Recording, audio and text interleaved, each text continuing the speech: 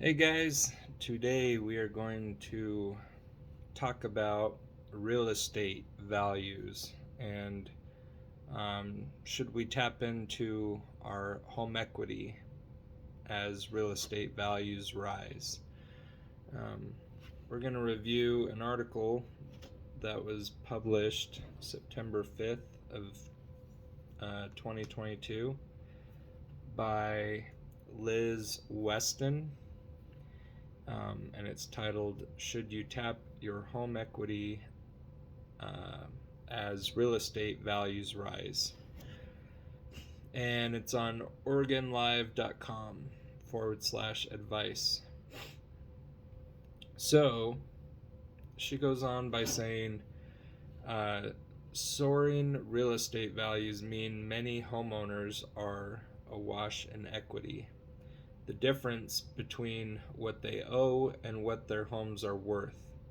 The average priced home is up to 42% since the start of the pandemic. And the average homeowner with a mortgage can now tap over $207,000 in equity. According to Black Knight Incorporation, a mortgage and real estate data analysis company, spending that wealth can be tempting. Proceeds from home equity loans or lines of credit can fund home improvements, college tuition, debt consolidation, new cars, vacations, whatever the borrower wants. Um, that's interesting because you know if you had got approved for a home equity line of credit, you know it's there's a lot of different things that you could do with it.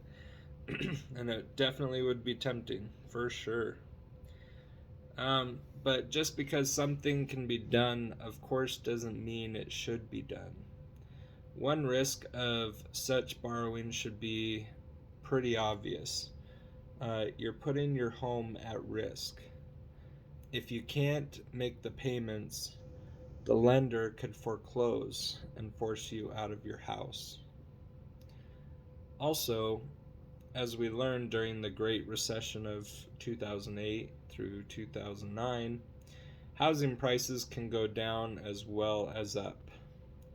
Borrowers who tapped their home equity were more likely to be underwater or owe more on their houses than they are worth than those who didn't have home equity loans or lines of credit. According to a 2011 report by CoreLogic, a real estate data company, other risks are less obvious but worth considering. You may need your equity later. Many Americans aren't saving enough for retirement and may need to use their home equity to avoid a sharp drop in their standard of living. Some will do that by selling their homes and downsizing, freeing up money to invest or supplement other retirement income. That's a good point. You just never know what the future holds or if you need to tap into some funds, because you can't do that with a regular loan. But if you have like a home equity line of credit, it's at least a possibility. Other retirees may turn to reverse mortgages. The most common type of reverse mortgage allows homeowners 62 and up to convert home equity into a lump of cash, a series of monthly payments, or a line of credit they can use as needed. The borrower doesn't have to pay the loan back as long as they live in the home, but the balance must be repaid when the borrower dies, sells, or moves out.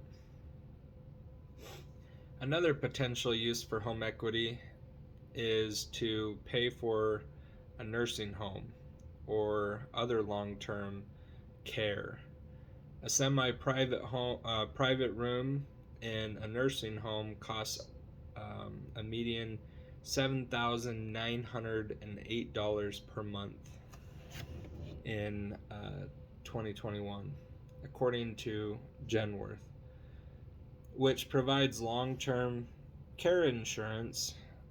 Some people who don't have long-term care insurance instead plan to borrow against their home equity to pay those bills.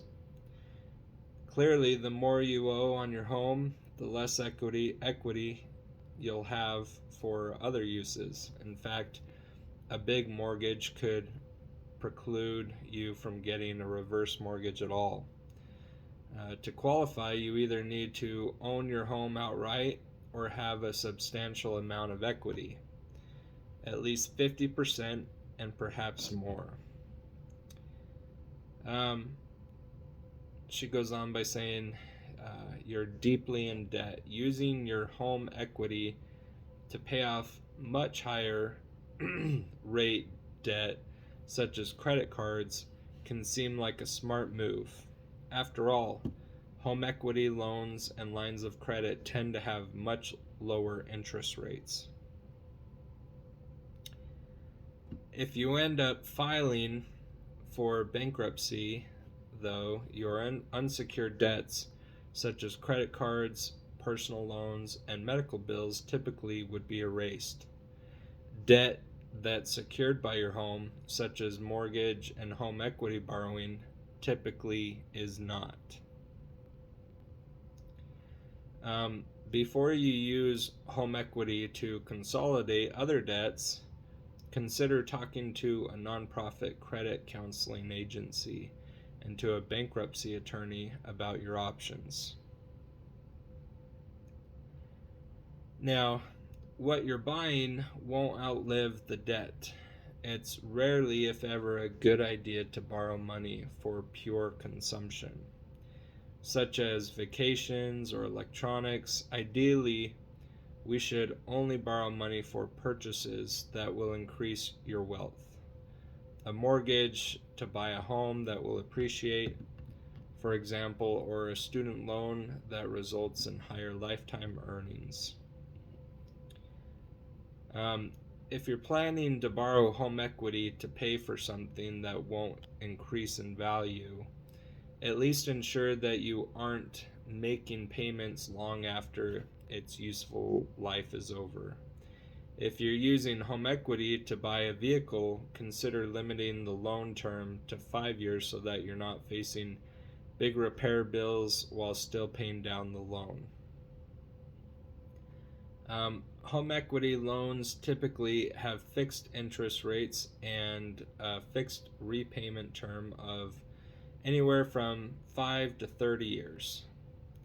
The typical home equity line of credit, meanwhile, has variable rates and a 30-year term, a 10-year draw period where you can borrow money, followed by a 20-year payback period. You typically are required to pay only interest on your debt during the draw period, which means your payments could jump substantially at the 10-year mark when you start repaying the principal. This leads to a final piece of advice. With interest rates on the rise, consider using a HELOC, a home equity line of credit, only if you can repay the balance fairly quickly. If you need a few years to pay back what you borrow, getting a fixed interest rate with a home equity loan may be the better way to tap equity now.